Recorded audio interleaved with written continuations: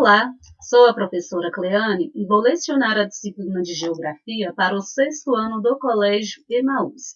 Pessoal, na última aula eu deixei algumas atividades para vocês fazerem. Deixei atividades sobre fuso horário, para entender bem como que calcula fuso horário. E deixei algumas atividades do livro também. Vou começar a correção com as atividades sobre fuso, tá? Todo mundo aí conseguiu fazer, né?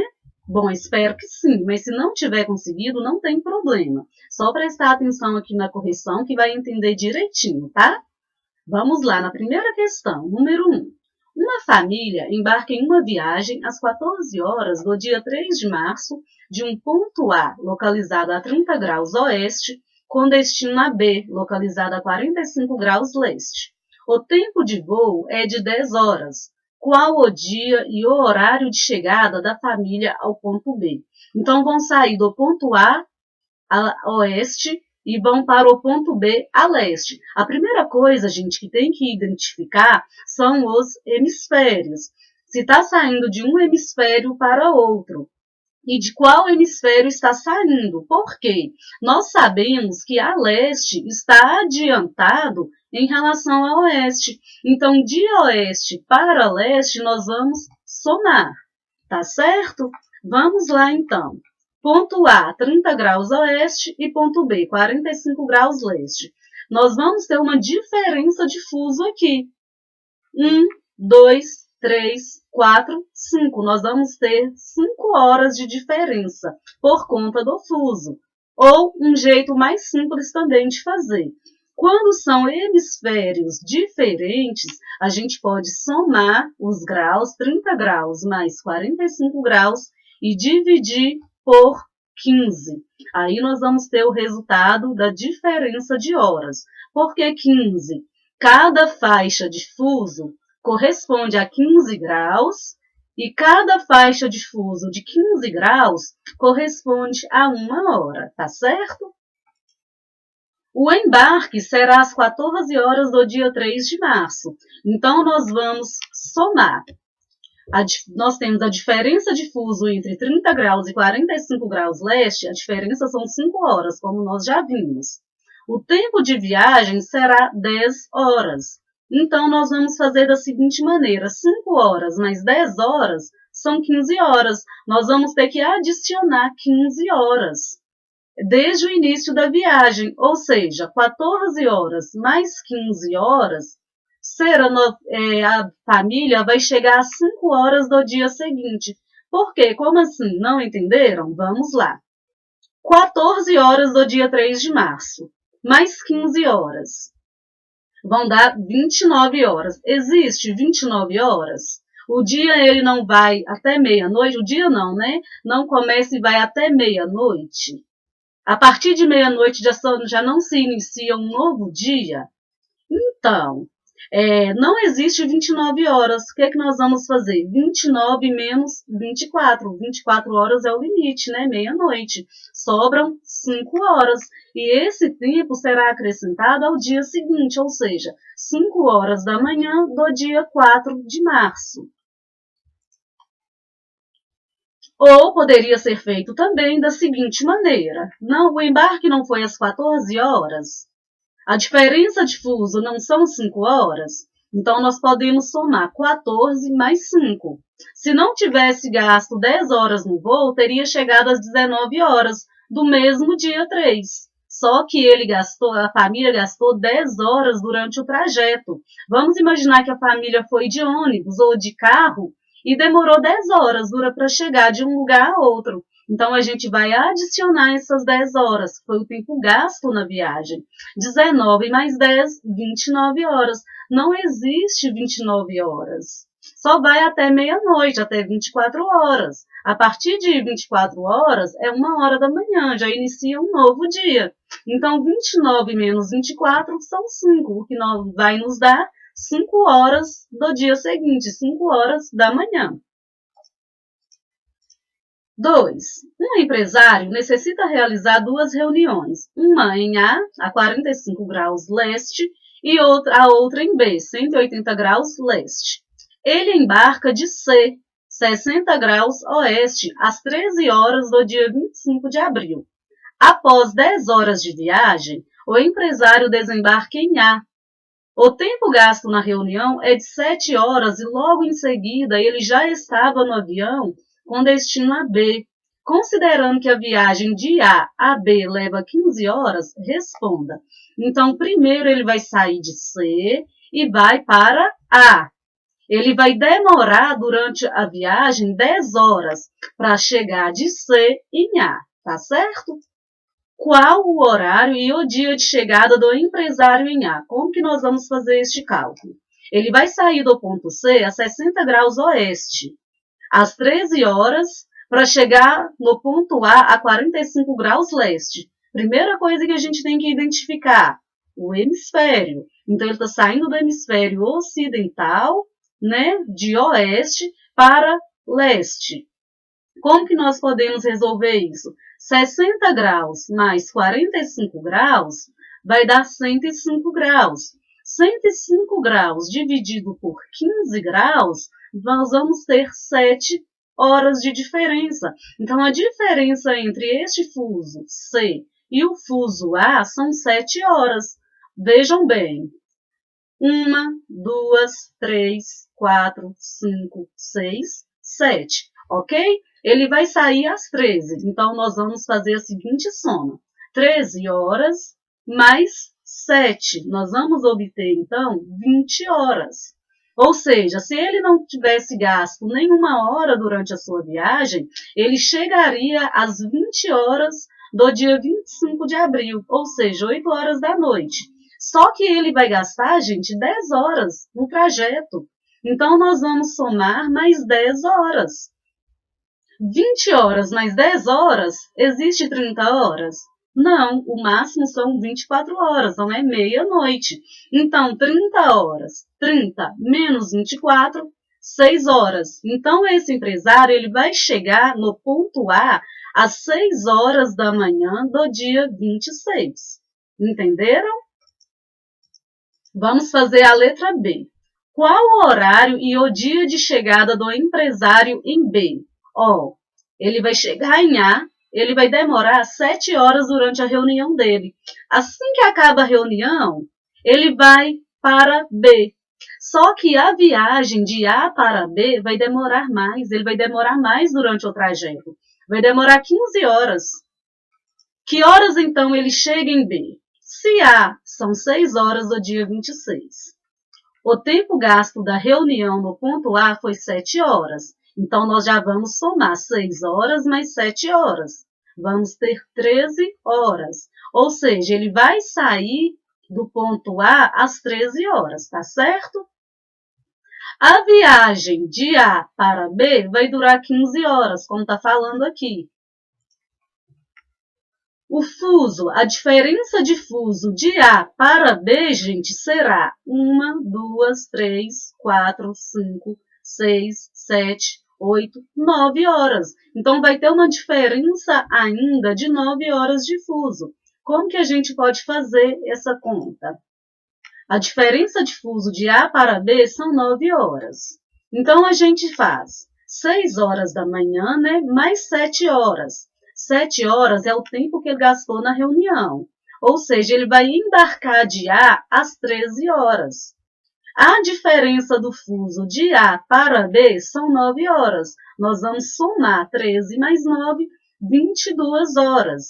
Então, se ele não tivesse gastado nenhuma hora de viagem, ele chegaria às 22 horas do dia 26 de abril. Só que ele gastou 15 horas no trajeto. Então, nós vamos somar 22 horas mais 15 horas. Existe 37 horas? Não, só vai até 24 horas, até meia-noite, não é mesmo? Então, o que nós vamos fazer? 37 menos 24, o que sobram? 13. Então, serão 13 horas do dia 27. Ou seja, ele vai chegar no ponto B às 13 horas, ou seja, 1 hora da tarde do dia 27. 3. Um empresário de Florianópolis precisa viajar a trabalho para Boa Vista. Sua esposa, que não quer ficar sozinha em casa, decide ir para Salvador no mesmo período da viagem do marido. Os dois se despedem e embarcam no mesmo aeroporto, às 6 horas da manhã. Porém, cada um em um avião diferente com um destino diferente. Ele demora 8 horas para chegar na capital de Roraima. Assim que desembarca, liga para a esposa, que passou apenas 6 horas no seu avião. Vamos entender isso? Que horas ele desembarca em Boa Vista? Observe, ele vai sair de Florianópolis, do fuso -3, em direção ao fuso -4. Ele está adiantado, então, em relação a Roraima, em relação a Boa Vista. Então, se ele vai sair às 6 horas, ele vai demorar 8 horas, o que nós vamos fazer? Somar 6 horas mais 8, 14. Só que aqui a diferença é atrasado 1 hora. Roraima está atrasado 1 hora em relação a Florianópolis. Então, ele vai chegar às 13 horas. Às 13 horas, correto? Letra B. Que horas ela desembarca em Salvador? Observe, ela também vai sair de Florianópolis em direção a Salvador. Percebam aqui que ela vai estar na mesma faixa de fuso. Ela não vai mudar de fuso. Então, se ela vai sair às 6 horas e vai demorar 6 horas, 6 mais 6, 12. Então, ela vai desembarcar em Salvador às 12 horas. Quando ele liga para a esposa, que horas são em Salvador? Serão em Salvador 14 horas. Porque ele está atrasado 1 hora em relação a Salvador. Entenderam isso? Observem o fuso. A oeste está atrasada em relação a leste. Se aqui é 13 horas, aqui já são 14 horas. Tá bem? Correção das páginas agora. Página 98. O que aconteceria com a humanidade se algum desses subsistemas representados nas imagens não existisse? Esses subsistemas que estão falando, gente, são as imagens lá na página inicial do capítulo de vocês.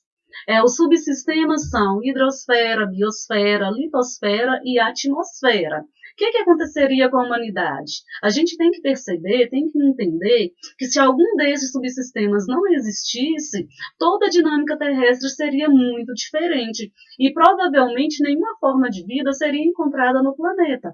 Por quê? É a interação desses 4 subsistemas que permite o desenvolvimento da vida. 2.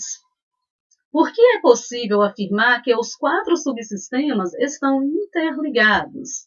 Os subsistemas eles estão interligados por vários motivos. Um subsistema vai completando o outro, né? Pode-se dizer assim, eles vão interagindo e vão se influenciando mutuamente. Um subsistema influencia o outro.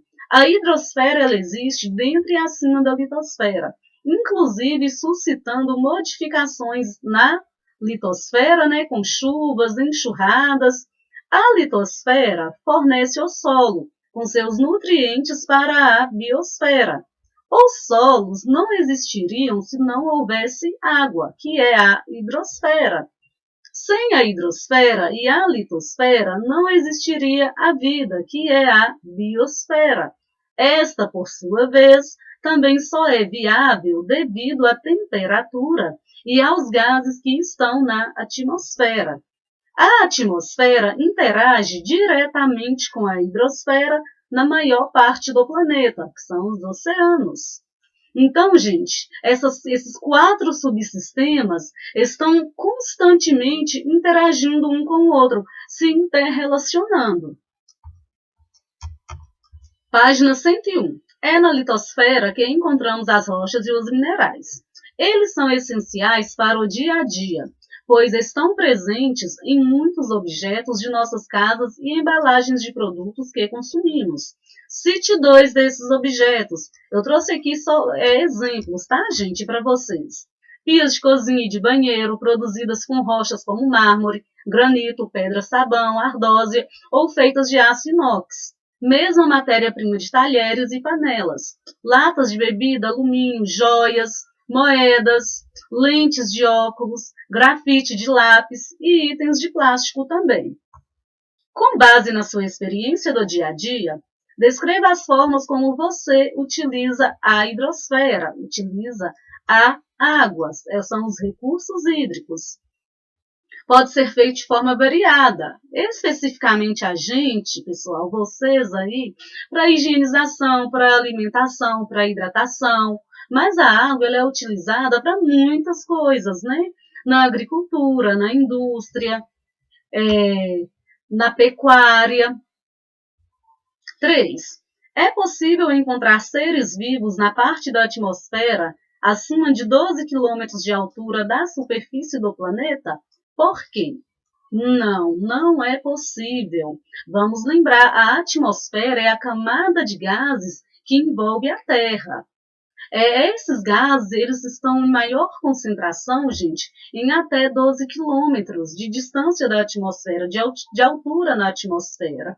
E esses gases são eles que permitem também, né, o desenvolvimento da vida, é a concentração destes gases, especialmente o oxigênio. À medida que vai se afastando ali da troposfera, esses gases eles vão se tornando mais rarefeitos, mais raros, né?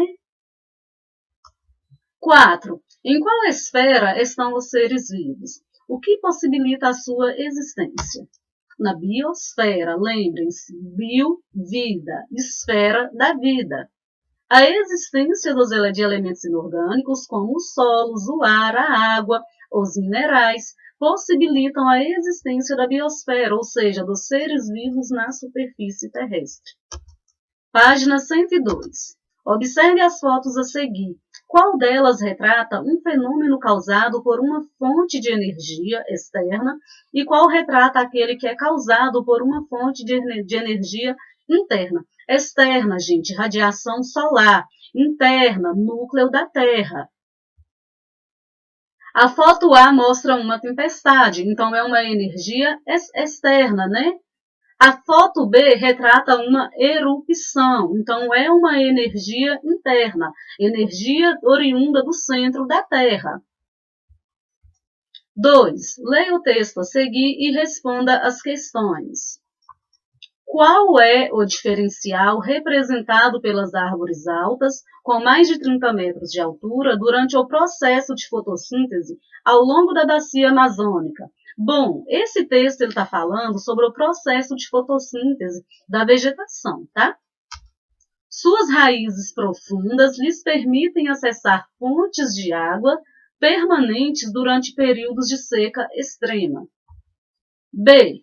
Como as plantas da Amazônia contribuem para um meio ambiente sadio? Explique. As plantas, gente, elas vão transferir, elas vão enviar para a atmosfera um grande volume de água.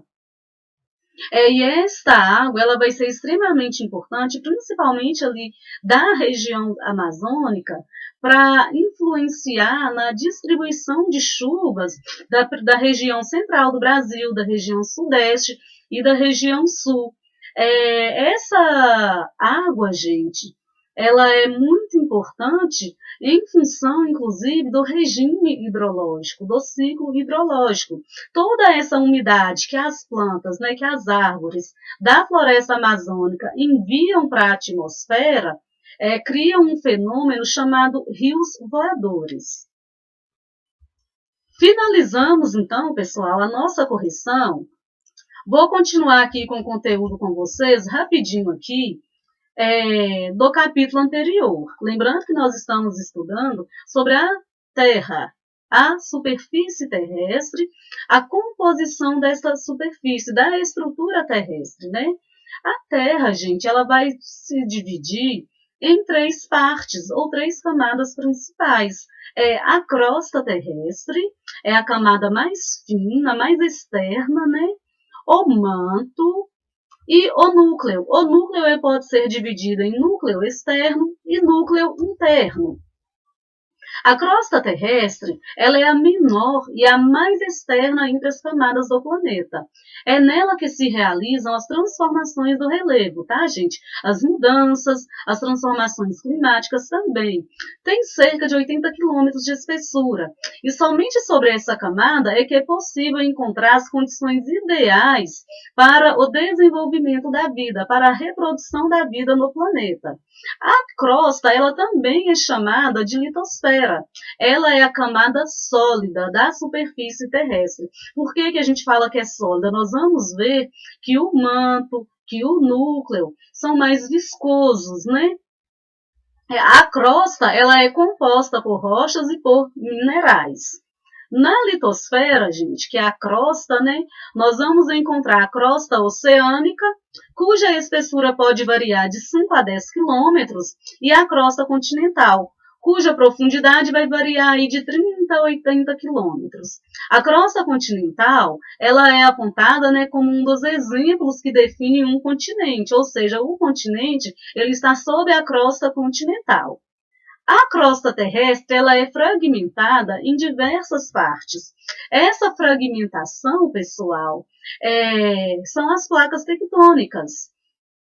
Essas placas tectônicas elas estão constantemente se movimentando, estão em constante movimento. E esses deslocamentos foram responsáveis pela formação dos continentes, pela formação de montanhas, por falhas. São esses movimentos que dão origem aos terremotos, aos tsunamis e aos vulcões. Na próxima aula, nós vamos entender melhor essa movimentação de placas tectônicas.